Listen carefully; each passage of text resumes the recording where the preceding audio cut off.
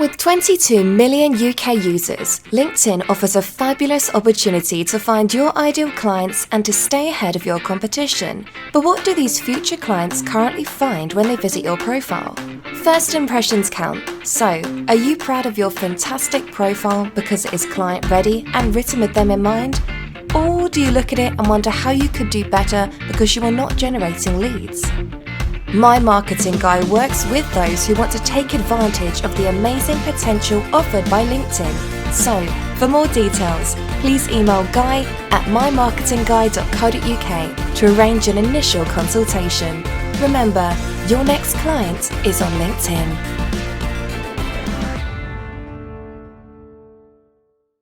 You're listening to Go Fish, exclusively on the Pod Station.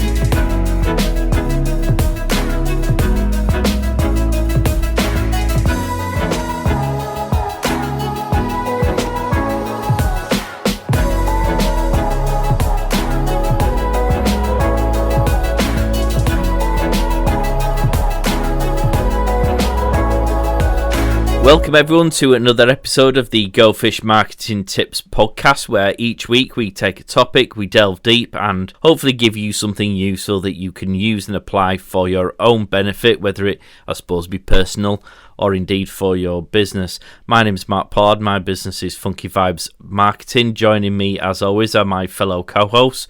We have the lovely Elaine Atherton from To Sum It Up. How are we doing, Elaine? I'm very good. I'm very good indeed. Thank you very much. Yes, nice to be here. And we have the, I was going to say debonair, but I don't know how to describe you with your lion's mane. It's Chris Roxburgh from My Marketing Guy. How are we doing, Chris? Hi, everybody. Yeah, I'm doing well. Sun's out. Happy days. We're sort of crawling out of lockdown, if not emerging from it with gusto, but so onwards and upwards with a flowing full head of hair for the time being. Yes.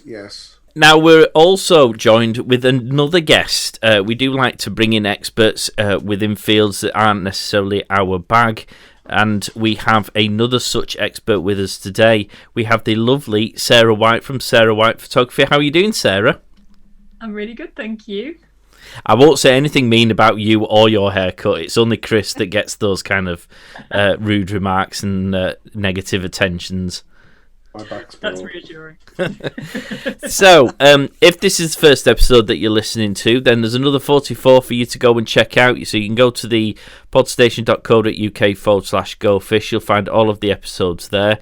You'll also find links to all of the major podcast platforms where you can alternatively go first off and get all of the shows there. If you subscribe, then when we download the latest episode, it should automatically come onto the device that you use to listen to. It's as easy as that. We're also on social media, so Facebook, Instagram, Twitter and LinkedIn. If you just type in Go Fish Marketing into the search field, we should pop up there. And if you follow us, you can usually get some useful tips. We're often asking questions and your thoughts and opinions on the topics that we generally like to cover, so do by all means feel free to give us some comments and perhaps if you've got any suggestions. So let's move swiftly back onto topic. Now we tend to, for each show, pick a news topic that is either current or one that we've come across relatively recently. We can chew the fat on. Again, something that might be useful to you or something that you didn't know about and you might want to investigate a bit further. Now, Elaine, you're responsible for coming up with our topic this week. So what do you have for us today? Well, I'm going to mention Clubhouse because it is like the new thing, isn't it, that so many people are talking about. Obviously, if you've got an iPhone, you can talk about it because it's not actually, to my knowledge anyway, yet available on Android. So, but just to give some figures on it here, it's after launching in April 2020. It has been downloaded. This was 2 days ago, by the way. This is the information has been downloaded 10 million times and has around 2 million weekly active users. So that's obviously, in its relatively short amount of time, it's really gaining some momentum, particularly as obviously people on Android with Androids can't actually use it yet either. So is it's that just definitely UK, Elaine? Sorry to interrupt, but is that just UK? Oh, and now I don't know. Actually, answer to that. If you're looking at the same article I am, I think it's global. It does, yeah. It doesn't say, but it's if you look at it in relation to Facebook, Facebook has 2.7 billion active users. So it's obviously nowhere near that. Well, that's certainly worldwide, isn't it? Yeah, but the hype from Clubhouse, it seems to be.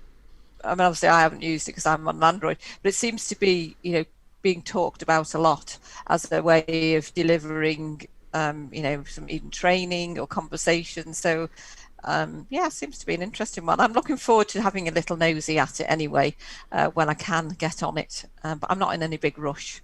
But and I know obviously you haven't used it. But Sarah, did you say you'd done it once? Or tried it? Very briefly been on there. I kind of freaked out a bit because I didn't know if I was muted or not, and I couldn't work out how to mute myself. But I do know a lot of people who are using it really regularly, and really, it's a good networking tool. So it's definitely something I need to get my head around. Yeah, it's like anything, isn't it? When it's all a bit new, it's sort of a bit daunting, isn't it? But yeah, I definitely will have a go on it when I can. Interesting, though. I may get round to having a look at it at some point. I think there's two issues I have. Number one, it's exclusive and you have to be invited, and that immediately makes me not want to do it. And secondly, I kind of get mixed reports about what it's about and how it's used. When people say Clubhouse, to me, I think of a treehouse with your mates, not a weird online social networking tool. And people who've used it seem to suggest you can just flitter in between rooms, and then sometimes when you go in a room, you're not allowed to talk and you just have to sit and listen. And there are other times when you go in, you have to talk, but you don't necessarily know what it is that you're talking about. It sounds a bit like voyeurism, but in an audio form. You're just peeking through the doors to see what's going on around the corner. I don't know. I feel I'm going to have to try it at some point just to form a proper informed decision. But at the moment, there's nothing ticking my fun box. No, but in fairness to Clubhouse, we don't know anything about it, and it would probably be a good idea if we got somebody on here who did know something about it, rather than us make these wild assumptions, Mr. Pollard. Well, indeed. So I've heard similar sorts of things, but I wouldn't dream of repeating them because I don't know them to be true. I don't have first-hand experience. Well, let's get a Clubhouse specialist. Indeed. So if you are a Clubhouse fan, get in touch with us. Go fish at thepodstation.co.uk. We'll get you on. You can plead your case and let us know. And it also sounds like Chris has volunteered to go on there himself and do an in-depth investigation so that he can report back to us and enable us to be prepared. With respect, I think the other side of this is there are X number of social media platforms. This is another. There are only so many hours in the day, and do I really want another at the moment? Especially the way you described it. Not really. But if somebody can explain to me how it is, it's good for you, it's good for business. You learn this, you learn that, you make this contact, and so on. And I'm happy to be convinced. Amen to that. So, on the basis of that very useful and in-depth analysis that I'm sure you'll be able to apply readily in your business, which has, it seems, equated to being able to find the app on your iPhone app stores, downloading it, and then trying to find someone to invite you so you can get in. Yeah, with that sort of in-depth analysis, why would you not tune in? Thankfully, we can give a more informed opinion on the main topic for today, which is about photography, and we have ourselves an expert in that field who will hopefully be able to talk more intelligently than we did about Clubhouse. So, Sarah, do you want to just briefly explain what it is that you do so that people will have an understanding of where we're going with this? Sure. Well, I hope that I can sound a bit intelligent about it. Anyway, so I am a personal branding photography specialist. So I work with businesses to kind of find the best way of telling their story, and I'm really big on encouraging people to put themselves as the face of their brand and get that across. So that they can then attract the right people, because people can get to know them so much better just through their images. Okay. Is brand photography then different from general photography? Do you not do the other stuff, or do you do that stuff but are particularly specialised in the branding element? I used to do a lot of other things. I used to do a lot of family photography particularly. And it's more recently that I've focused in on the branding side, because it's something that I can really, the reason I love it is because I can help business owners kind of like myself to really succeed in their ambitions. So I feel like I get so much back from it because I'm helping people to achieve their goals, and that, often they're my goals as well. So it kind of means I can do a lot more than I could do myself. So that's what I love about it.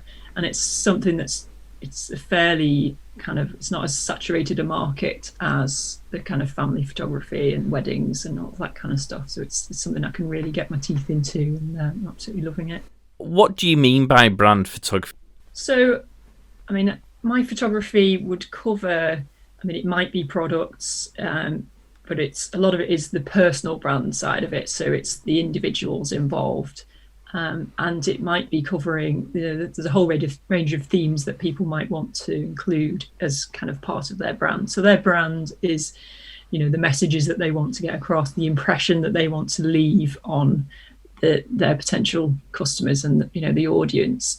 So it covers, sometimes people want to talk about their personal life and include pictures of their family because that's part of their brand. If their business is relevant to that. Other times it's the products, so it will include images of the product, but also images of the business owners with the products and that kind of thing. Or it's just sometimes it's just what they do in their spare time, what their hobbies are. It varies, and each shoot is completely unique because everyone's business is unique. Even if we're selling the same thing, the way that we approach it and our brand, our mission, our values are different. So that's what I try and tease out with my clients, is exactly what messages they do want to be getting across and what's unique about them. Elaine, would you consider yourself to be the brand of your business? Oh, good question, isn't it, really? By the nature of the fact I call my business To Sum It Up, would I have called myself by my name, which I think is a really powerful thing to do? In hindsight, I probably should have done, but I've sort of built this brand now that To Sum It Up was obviously not worldwide known by any stretch, but it is in my circles, it's recognised. But I do consider myself, when I talk about my business, I talk about me as in I am To Sum It Up. I don't do we, because I am To Sum It Up. And I know that's not, everybody does that differently. But for me, I talk very personable to people as it's me who's talking to you, not the company, if you like. And what about you, Chris? Do you see yourself, your face, as the brand of the business, or would you perhaps keep it more as the generic my marketing guy business? I think leaving my face aside for the moment, I think that I am the business brand. Everything I do, I do webinars, Mark, as you know, and workshops prior to lockdown. based upon setting your business up and so on, giving advice about this, that, and the other. And one of the things that I put over is that for people working for themselves, they are the brand. So if you behave badly in the pub, you're damaging your brand. If you've got other business people around there and so on and so forth, you're very much the brand. It depends on your business. If you're if it's a bigger business, no, it doesn't apply so much. The company is more the brand. But with businesses our sizes, yeah, we are the brand, and everything we do affects our brand. So how would you deal with those different situations then, Sarah? So you've got Elaine, who perhaps very much is the brand in itself, as in she's very much to be at the forefront of it. And visually as well, Elaine, because like on your website, there is the image of you on the homepage, so you are very front and centre. You've then got the likes of Chris, who is perhaps the brand in terms of its reputation and its expertise, but perhaps doesn't want to be quite as visually prominent. And then you've probably got someone like me who probably really doesn't want his face anywhere near it, insofar as certainly I would want perhaps more of a team feel to the branding, as it were. So how would you perhaps deal with those three different scenarios? And is there a difference?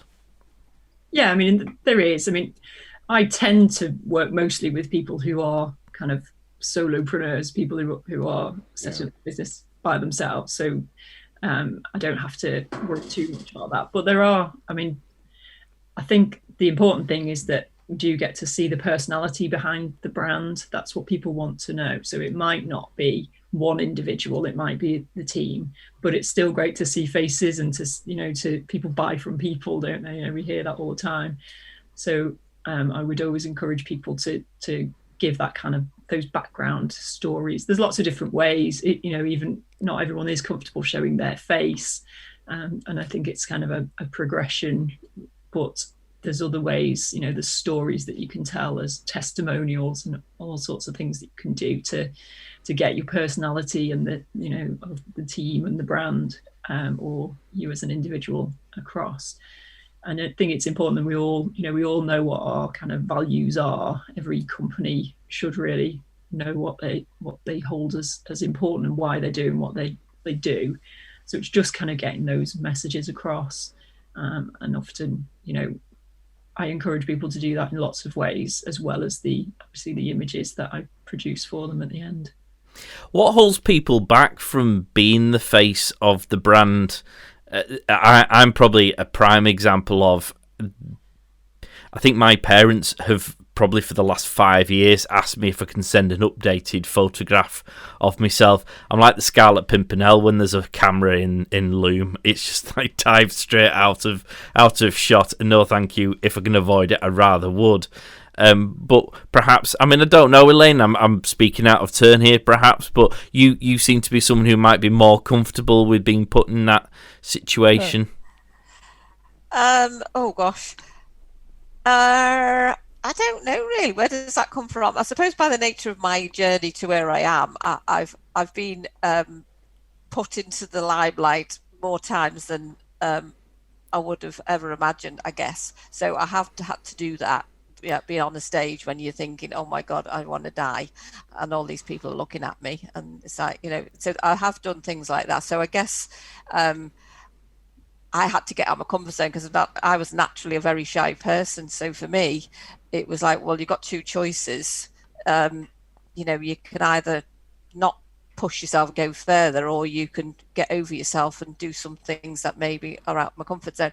So I wouldn't say I was naturally the person who would want to be the face on my website or all of that if I hadn't have had the journey I've had. And I just think for me, it is a huge part of my brand that I feel like as a coach, people need to know me and sort of have some sort of, I don't know, synergy or likability or something like that. So for me, that's sort of why I do it.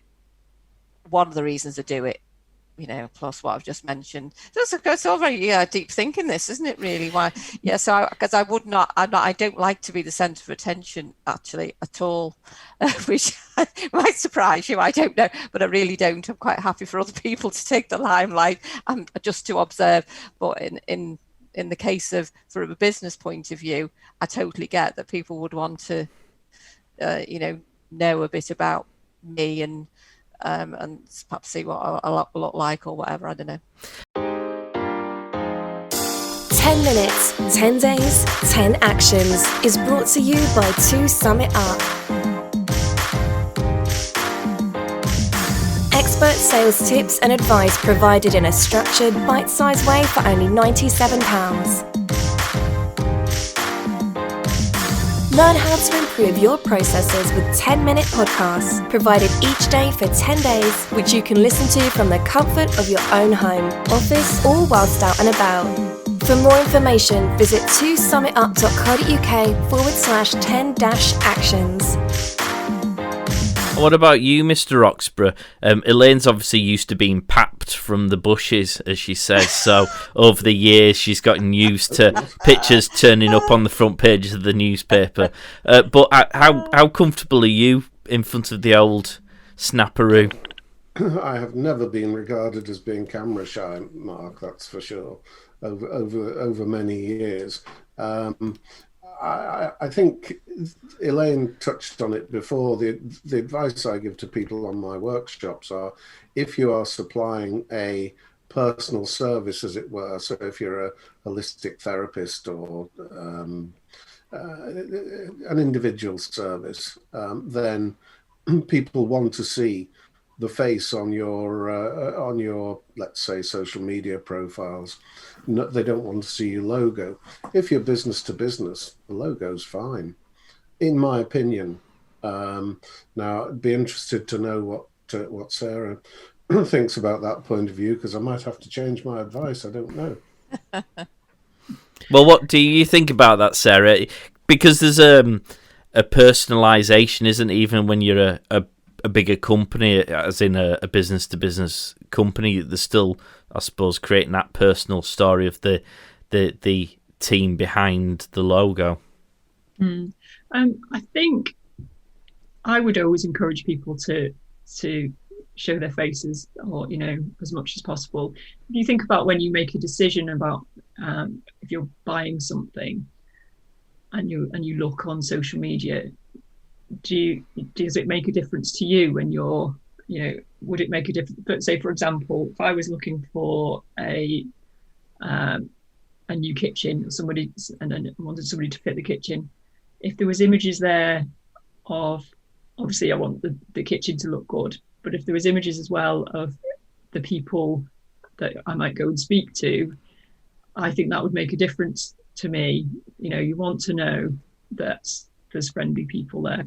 The kitchen's probably not the best example, but but if you see somebody that you can relate to, then I think that makes a difference. And it's quite there are stats around it. It's quite subconscious that people make these decisions so quickly just from if they're comparing one site to another, and they don't necessarily even realize that they're doing it. But images are really important, and if you see a friendly face or a face that a trustworthy face, it does make a huge difference to whether you kind of make how you make that decision, which one you would choose. So what kind of pictures are we talking about in order to get that message across? How do you make Mr. Roxburgh's face seem trustworthy? I have got a trustworthy. Before you drop Sarah in it, I have got a trustworthy face. I've had my face analysed on one of these apps, and I come up 8.6% out of 10. No, 8.6 out of 10 trustworthy. Very good. I just can't believe you've actually done that. Well, actually, I mean, that's a tool. What is it called? Is it Photo Feeler, I think, or something like that? Yeah. It's well worth doing. If you take your profile picture off LinkedIn, you can stick it on there, and I think it's people comment, although who has the time, I guess. And they vote on whether you're trustworthy, whether you look like you're professional, whether you look like you're a moron. And at the end of the period, it gives you a score, doesn't it? It does. And I tried 3 different photographs, and my favourite out of those 3 was the poorest performer. So it gives you trustworthiness, friendliness, and there's one other, isn't there? Professionalism, I think. Professionalism, yes. Yeah. Clearly, Mark's tried it as well. I'm missing out here. Oh, I tried it. About 8 years ago when I was a lawyer, and someone just put me onto it, and so I just tried it more out of intrigue than anything else, and I've dared do it. I've dared do it since. Now I've got me furry beard. Sarah's cringing here. She really is.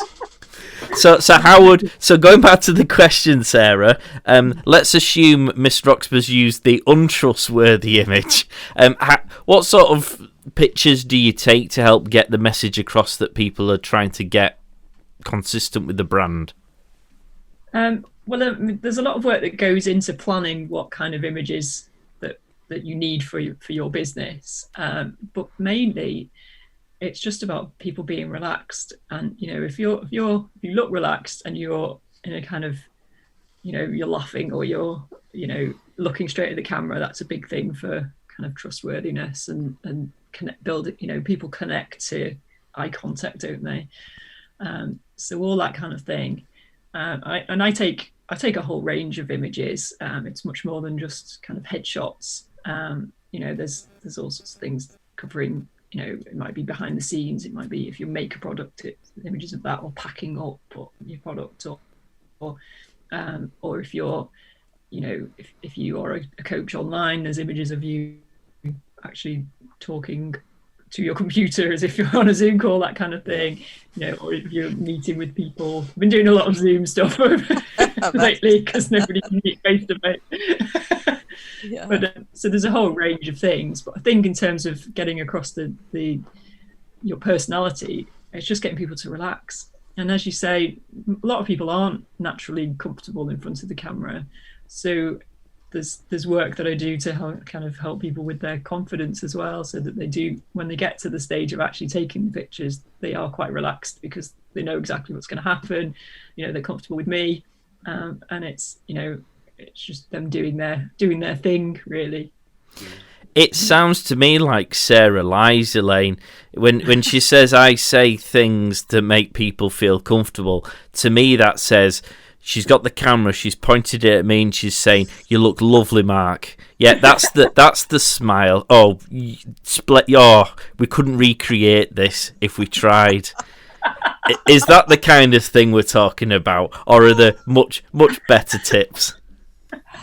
Well, obviously, positive feedback as you go along is definitely helpful, and just your energy. If I'm kind of happy and excited and laughing, then I tend to try and get people laughing. That's one of the best things, chatting, and they kind of forget that the camera's there once we've had it, we're having a good laugh and talking about whatever, getting them talking about things that they're passionate about, and it just kind of, there's only so long that they can feel uncomfortable, they start to relax. Thank goodness you've got a friendly face. I'd trust you if you said it. I'm not sure if Chris had a camera pointed at me and told me I look gorgeous, I would believe it in any way, shape or form. I'd be a little bit worried about myself if I said that, Mark. Oh dear. So, have you ever thought about diversifying, Sarah? You obviously got one of these voices that calms people. You could always give injections as well if you get people feel really chilled. So how does working with someone like yourself really help? What are the key benefits? Well, I mean, one of the main ones that I really love and makes me feel good about it is that people do feel so much more confident at the end of the process. They feel like they get images that they love at the end of it, that they weren't always necessarily expecting to love them as much as they do. The images that they can be proud of. So then they feel confident to go out and share them and use them and sell themselves, or do whatever it is that they do. So they feel a lot more confident. And they also gain a lot of clarity. We work through, not everyone is clear what their brand is all about and what their messages are. And so we go through right from the beginning of, who it is that they're trying to reach and how we can do that, and what impression they want to give, and what their values are, and how we can incorporate those into the images. So people do say that they feel a lot clearer about their brands at the end of it, even down to the details of colours, which I try and make sure, because it's always important that our images have some kind of consistency.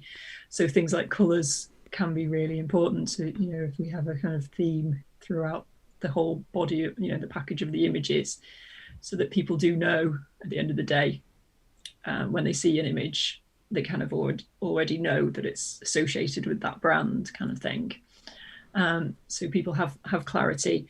They also find that they've got so much more time at the end of it, because, how much time do we spend scrabbling around looking for an image to put on social media to go with a post? We have an idea for a post or, a blog or whatever it is, but we haven't got the image to go with it. So my packages give them, it's about 3 months worth of images, so they can just get on and do that. So that reduces their stress levels, and they can focus on the areas of the business that they actually really love. So they're not having to think about all of that. And people have said to me that they feel so much more professional at the end of it as well, because they have got these, high quality images that they can use everywhere, and that they feel professional in. So they do kind of, I've had people who've been in business for years, and they say, I finally feel like a proper businesswoman, because I've now got the images that are needed. So it's quite a relief for people as well. What's the anatomy of a photo shoot? I think in your case, the probably first thing she'd say is you're going to have to change that shirt. Well, we talk about all of that beforehand, so I know exactly, and the client knows exactly what they're going to wear, where we're going to, where we're shooting, what positions. So there's loads of planning that goes into it beforehand, and we usually have a number of themes throughout the shoot. So it might be that they want some images in their office, and some sat outside a cafe, or they might want some walking in the woods, or just chilling out on their sofa. There's usually around 3 themes depending on the package that they go for, kind of thing. And it's quite a long time then. Yeah, my main packages are it's a 3-hour shoot, so we fit in as much as we can. And then also some people go for like an annual package, so we do a number of those throughout the year. But yeah, I think it's really important that people have more than just a few images. They need variety, so they do change their outfits, so that it doesn't look like they've all just been taken on the same day, because that's going to get really repetitive and boring. Yeah. So we change locations, change outfits, and fit in as much as we can. Give them, as I say, that they'll cover the different themes depending on what it is that they prioritize and what they want to get across. I really want to do this, but there is this horrible fear and dread coursing through my veins, even at the thought of it. How do I overcome this, Sarah? Well, I think, as I say, I talk to people a lot about this, and it's something that, up until 6 months ago, I was exactly the same. You obviously do have confidence because you do your podcasts, and I don't know how much you do where you actually see your face, but zero. I am a faceless assassin. But it's we have to kind of work out what those fears are. So for me, it's things like just really daft things like, what will my friends from school think? Will they be laughing at me? But then you get to the point where you think, actually, am I going to let that stop me from succeeding? I know that I need to do this, and does it really matter what somebody I went to school with thinks? Or whether I make a mistake, if I make a fool of myself, is it gonna be the end of the world? So I often say to people, if a friend came to you with these concerns, what would you say to them? Because we all have our really irrational, some irrational, some less irrational, but we all have our doubts. We all think about, we all have issues about the way we look. But then we look the way we look, we sound the way we sound. Some people say, I hate the sound of my voice, but everyone else already knows that that's what you sound like. It's only us that have that issue, because we don't hear ourselves and see ourselves as much. No. We wouldn't let it stop us, hopefully, from going out and seeing people in the street or seeing friends when we're allowed. So, it's just another barrier to get past, really. I think one of my concerns, actually going about that, it's a good point about the hearing yourself. I didn't realise this. The reason why you always hear how you sound is because how you sound is different to how you hear yourself speak, because of the vibrations in your ear or your body or your jaw or whichever thing it is. So you're actually hearing a different noise to the one you used to listening to, which is why it grates on you so much. Interesting fact. But one of the main fears, Sarah, I have is, and I've worked with some business owners who were horrible culprits of this very thing, where they were the face of the business, but to a level where it almost became slightly uncomfortable, almost narcissistic, if you know what I mean. Yeah. That would probably be my biggest fear of being the face of my brand, because I've got a number of businesses, so actually it probably makes sense for me to do that, and I'm quite interested in doing it, but I would hate for anyone to perhaps draw that same conclusion of narcissism, because I would genuinely like to hope I'm not. Perhaps Chris, less so Elaine, because she's nicer, will put me right if that isn't the case, but you know what I mean? Yeah, I totally get that a bit, and it doesn't come naturally to us to, especially I think being British, we don't want to talk about ourselves, be the centre of attention. It's not comfortable, but I think it's about doing it in the right way, isn't it? And I always encourage people to be themselves and not to, I know people who've had photo shoots in the past and they said at the end of the day, it doesn't look like me. It's not, it's not me. And that's, I'm not asking, I would never ask anyone to pretend to be something that they're not. And I think that's where it kind of really gets awkward. But yeah, it is about doing it in the right way and doing it in a quite light-hearted way, so it's not too serious, because that's when people might think, oh, what is he doing?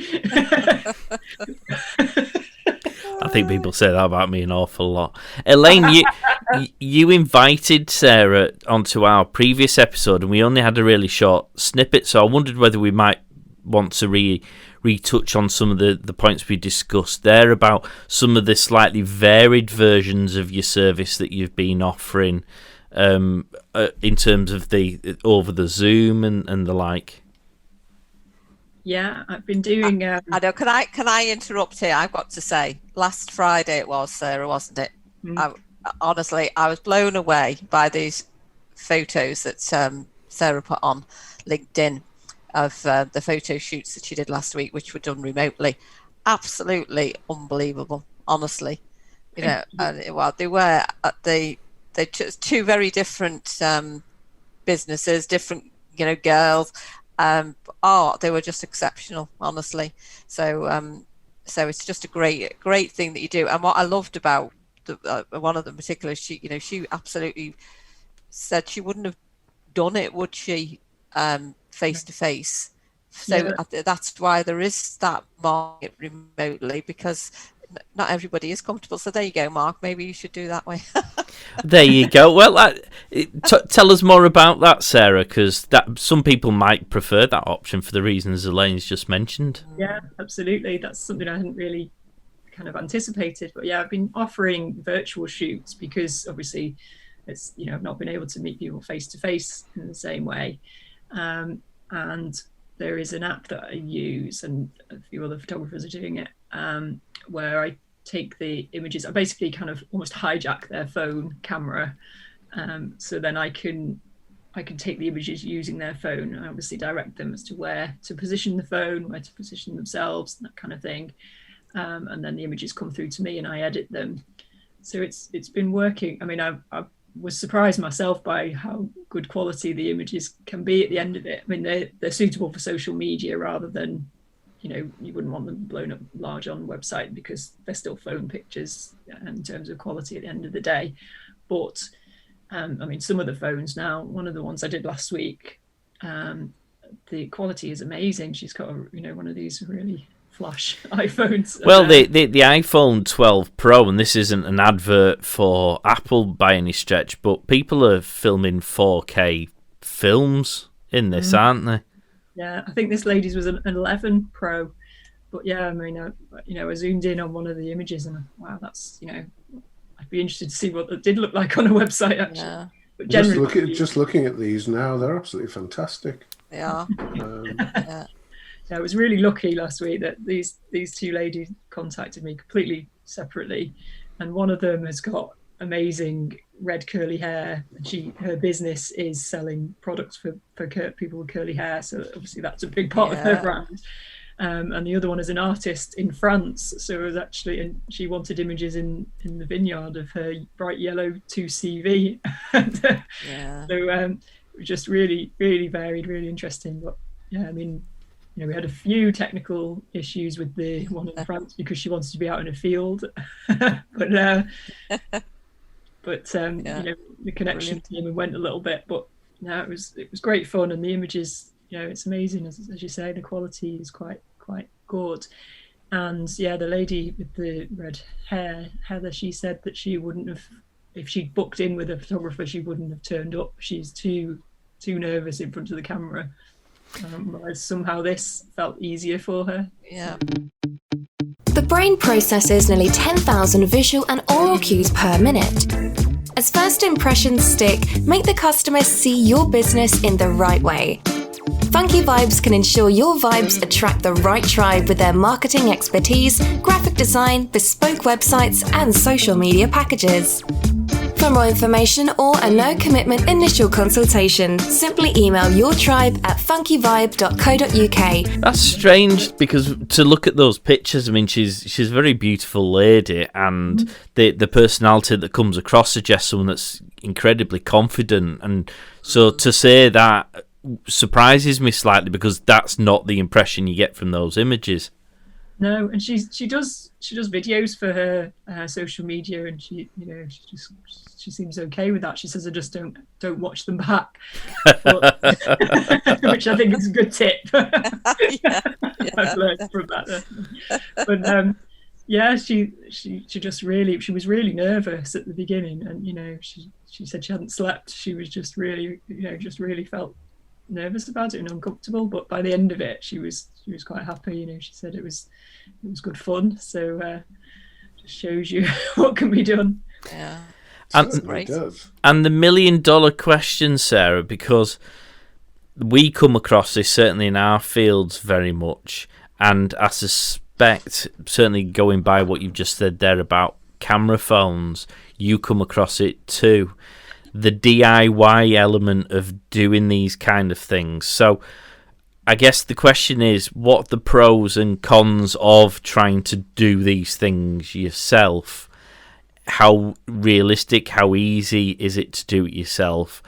Or why specifically do you need someone like yourself to do it? Because it's like anything, and we both, Elaine, Chris and I say this regularly, you can have a go at doing, I don't know, designing your own logo, but if you get it wrong, the damage done will be quite great. By the same token, you might do an all right job. So where does it sit in terms of the brand photography? I mean there's always going to be a place for camera phones, and I think they're really, really useful for showing bits of behind the scenes, and obviously selfies are huge, and and we need to be so regularly posting on social media to kind of get that attention. So they do have a place, and they are useful. But I think in terms of the quality that you can get at the end of the day, even a really good selfie, people know it's a selfie. So they're never going to look quite as professional as getting a photographer involved. And certainly if you want images for your website, the quality isn't going to be there probably, maybe with the new iPhone 12. But also, the work that I put in with people around the consistency and the messages as well is something that they don't get. Some people might be brilliant at that themselves, but I offer a lot of support on that side of things as well, in terms of getting consistency and getting the right brand messages across. I think at the end of the day, it's not the end of the world if you use your own images, and certainly when you're starting out, people do, but people make, your customers make a very quick decision based on images. It's something like 1/10 of a second. People will decide, looking at an image, whether they're kind of interested or not. So images do matter, and having high quality images at the end of the day does make a difference, and does give you that professional feel and look. That was the right answer. Because I think very much you've got to have an eye for photography. I mean, how many times have people I started out, I'm getting slightly better, but the way in which you look at things, even just from taking the picture from a different angle to just standing normally and holding it and taking a picture, that can make such a difference to the same shot. They might be doing the same thing in the same pose, but just changing that angle slightly can be all the difference. And just knowing the angle, which comes with experience and expertise, I guess, can just transform the image, can't it? Yeah, well, that's it, exactly. Because I was a bit bothered with when I started promoting virtual shoots, because I thought, well, if I'm using somebody's phone, they can just do that themselves. But it is my expertise of where to position the phone, the angles, and obviously guiding them on how to position themselves as well. And it does, you can see that it does make a difference. The images do look a lot more professional at the end of it. So it's some people have are really, really good at taking great selfies, but most people aren't really, and you can tell. I guess it's the editing as well, which where your expertise comes in, Sarah. Yeah, that's it. Yeah, that makes a big difference as well. I can really make images pop, which not everyone has that the software or the the experience that I've got in doing that as well. No. Bye bags. I'm not a miracle worker. You were like Sarah, firing shots like that. Elaine, Chris, have you got any questions for Sarah? I think I've asked them as we've gone along. I think it's been absolutely fascinating. I think will the remote photograph shoot stay, Sarah, once we're out of lockdown? Is there still a place for it in your box of tricks, if you like?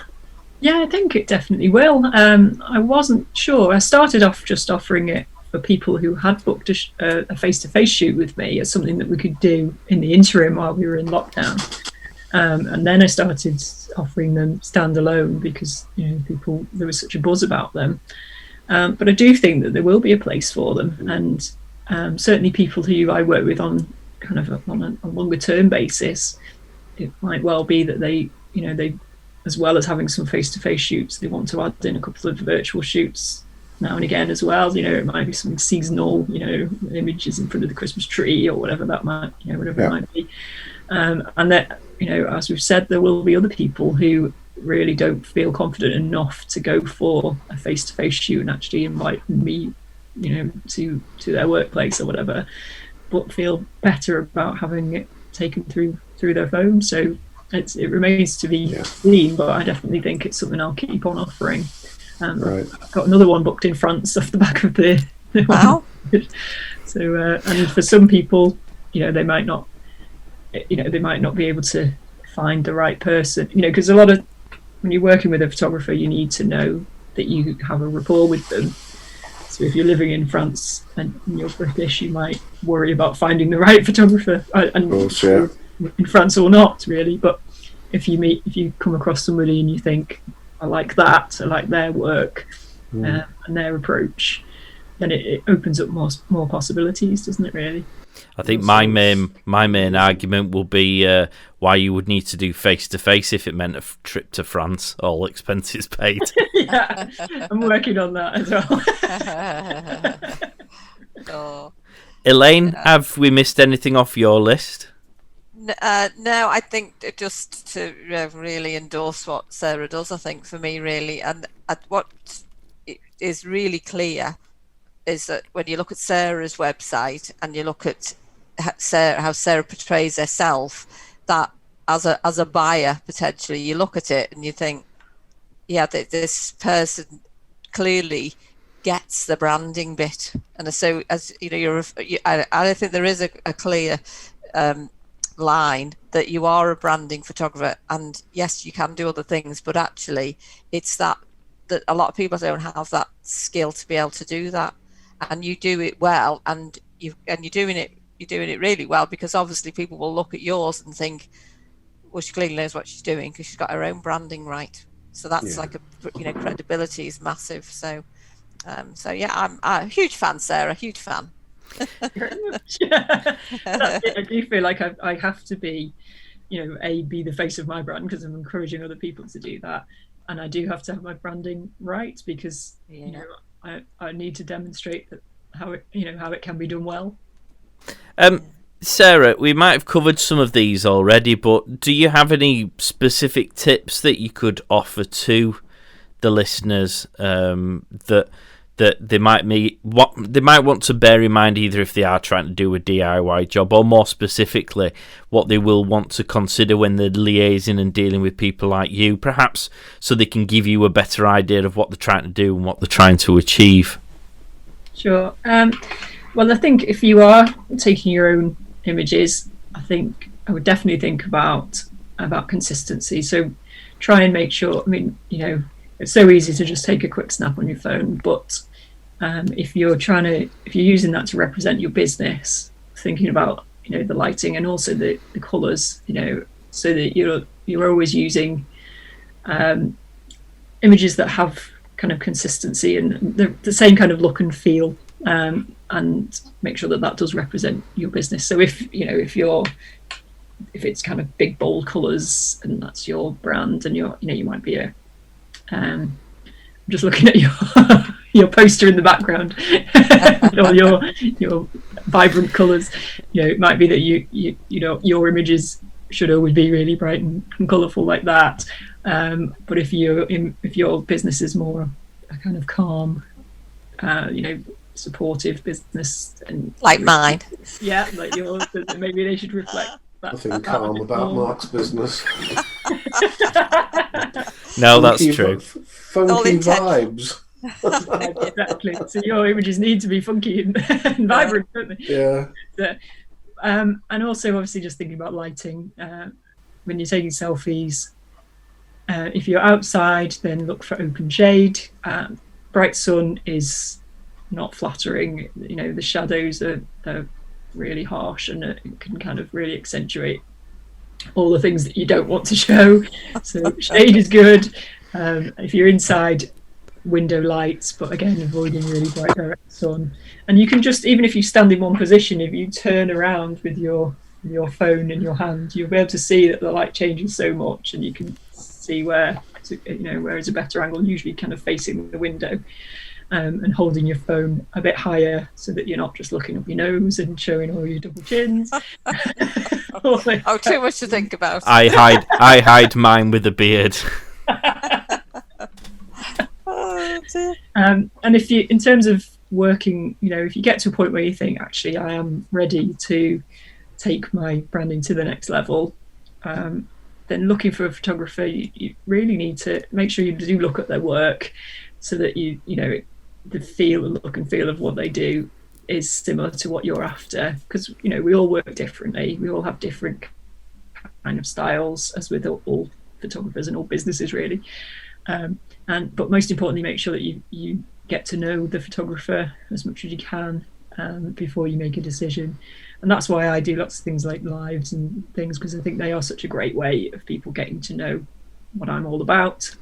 So we always advise people to do that themselves as well, if they want their customers to get to know them. So yeah, finding somebody that you can connect with and you get on with is half the battle, because you're going to feel so much more comfortable. And also making sure that they offer support, because I do know people they've booked a branding photographer and they've shown up on the day and they've said, right, what are we doing? What do you want pictures of? And that's that's not helpful. You need somebody who will work with you to work out exactly, because you might not feel like you know what you need, and that's okay, because that's what a good branding photographer will do. They'll work with you to work out what your messages are, what your business is all about, what the key elements are, and who you're trying to reach, and therefore how you can marry all that together and design a shoot that works for you, because every shoot will be different. So yeah, there's a few things to consider. Sarah feels like a warm comfort blanket when it comes to these sorts of things. I do legitimately feel like I could almost be persuaded to sit at the other end of the lens. Yes. Sarah, if people do want to get in touch with you, or if they do want to check out your work and potentially use your services, how can they get in touch? Okay, so all the usual channels. Not so active on Clubhouse yet. I'll get on it. You should. Apparently it's brilliant. Yeah, think about it. It's not very visual, so it's no, not the best for you necessarily. But I do know lots of photographers who are doing really well on that. So I'm on Facebook, Sarah White Photography Chester, Instagram, Sarah White Photos, LinkedIn. My website is sarahwhitephotography.co.uk. I'm on Twitter as well, Sarah White Pics. So yeah, pretty much, if you search for Sarah White Photography, it's a fairly common name, so there are a few of us around, but you should be able to find me. So just do get in touch if you want to find out a bit more. Fantastic. You're based in Chester, aren't you? Obviously, yes. If it was so in the vicinity or surrounding areas, if it was face to face. Yeah. But obviously, virtually. Well, that's it, anywhere. Yeah. Well, virtually anywhere, and by the same token, I guess if people are prepared to pay the bill, you'll go further afield. That's true. Let's not narrow down that work area too much, Sarah. Keep it nice and wide. Well, that's fantastic. Hopefully, that's given people a bit of an idea as to photography, but perhaps more specifically brand photography, which I think is probably something that many people won't have considered, certainly not in the ways in which you've talked about them today. So that's been brilliant. If you would like to get in touch, or if you've got any questions, obviously Sarah's given her contact information, but if for whatever reason you want to go through us, you can send it to gofish@thepodstation.co.uk. We'll pass on the questions to Sarah, and no doubt she can get in touch with you that way. As I said before, go and check us out, check out the previous episodes. If you've enjoyed it, give us a review, preferably 5 stars. Anything less than 5 stars, and we'll send Elaine round to ask the questions as to why. If you've got any comments, stick them on social media as well. We don't mind if you direct messages on there, or if you stick comments. We're happy to engage with folk, whatever it might be. Guys, thank you very much for that. It's been another brilliant episode. Hopefully you've enjoyed it. I know I have, and we'll catch you all next time. Bye. Bye. Thank you very much. Get social at go_fish marketing on Instagram, Facebook, and Twitter.